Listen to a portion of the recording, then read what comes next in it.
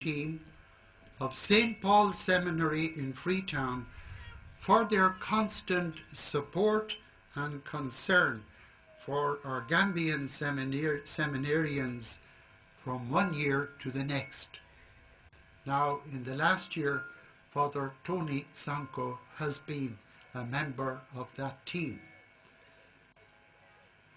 But today I want to thank them for sending in a special way Father Sylvester Moijue, a representative of the formation team, to grace the ordination of Reverend Father Victor today. Father, please. Thank you.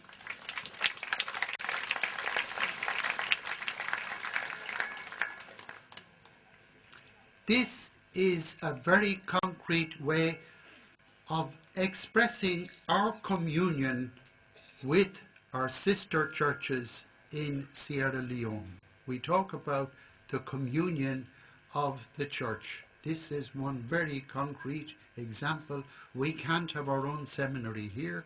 We join with our sister churches who help us year by year.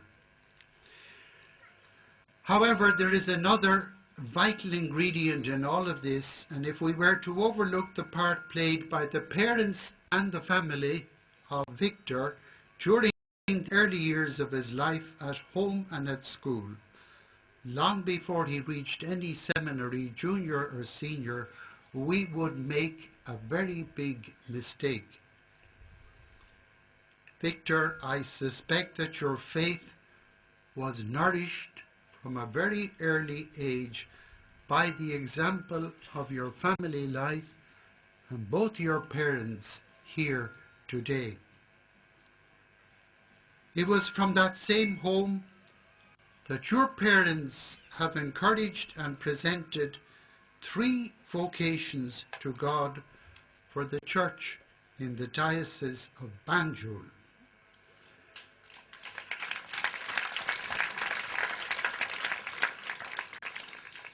Sister Josephine, presentation of Mary, freely paid up member of the congregation, fully paid up member of the congregation. Victor, yourself today, and then your younger brother, fortunately here this year to witness this great occasion. We hope that we can see him here this time next year, so nehe yala.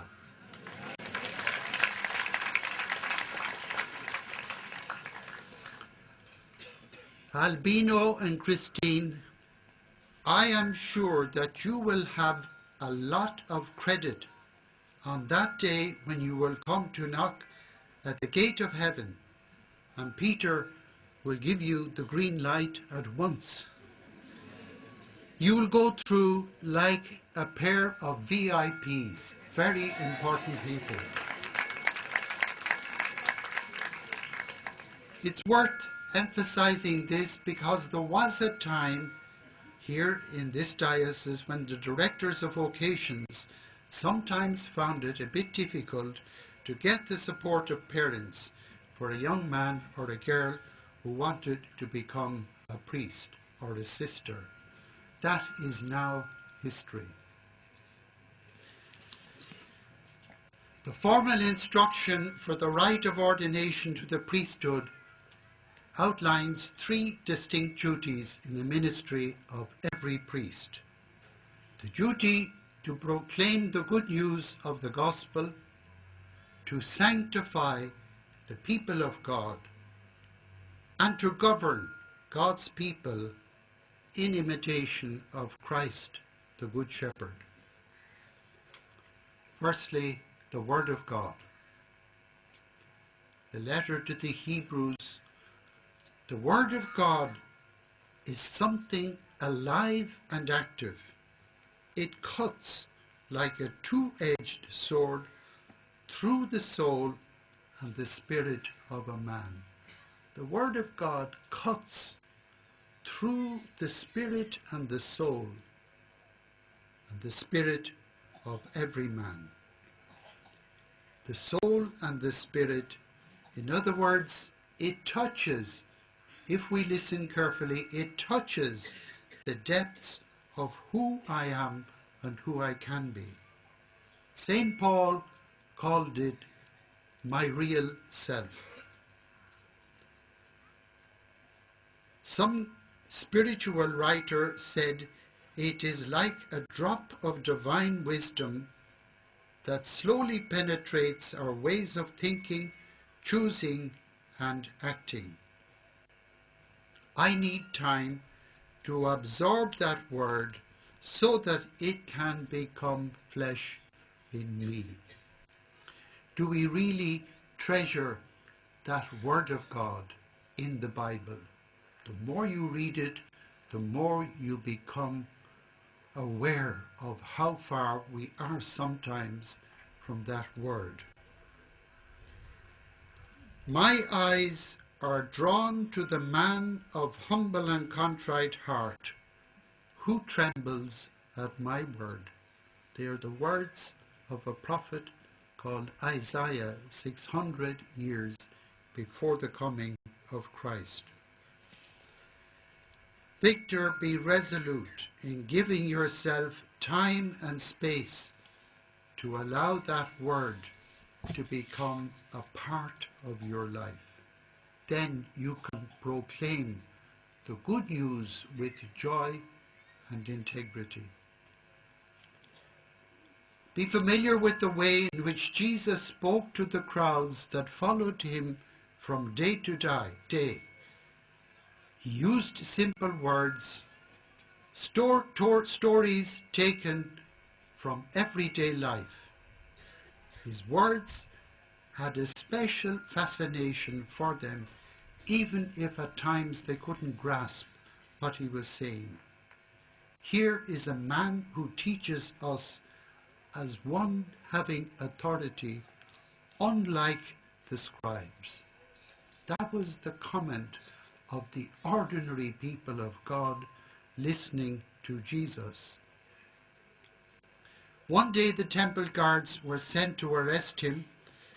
When they returned empty-handed, they were asked by the chief priests and the Pharisees, "Why didn't you apprehend him as we told you?" And they replied, "Never before has a man spoken like this man." And at that moment, the chief priests and leaders of the Jewish faith were helpless to answer that reply of the ordinary guards. You would think they would be thrown out, get sacked or whatever. Francis of Assisi spent his life proclaiming the good news of the gospel, and he told his disciples, "Proclaim the good news at all times. If necessary, use words." The implication is the life you live speaks far wider, far louder than actual words. The second element in the ministry of the priest is the mission of sanctifying the people of God. There are 3 guidelines here. Know what you are doing and imitate the sacred mysteries. In the celebration of the Lord's death and resurrection, make every effort to die to sin and to walk in the new life of Christ. Above all, the third, remember that you are chosen from among the people of God and appointed to act for them in their relations with God. Just think for a moment about this task.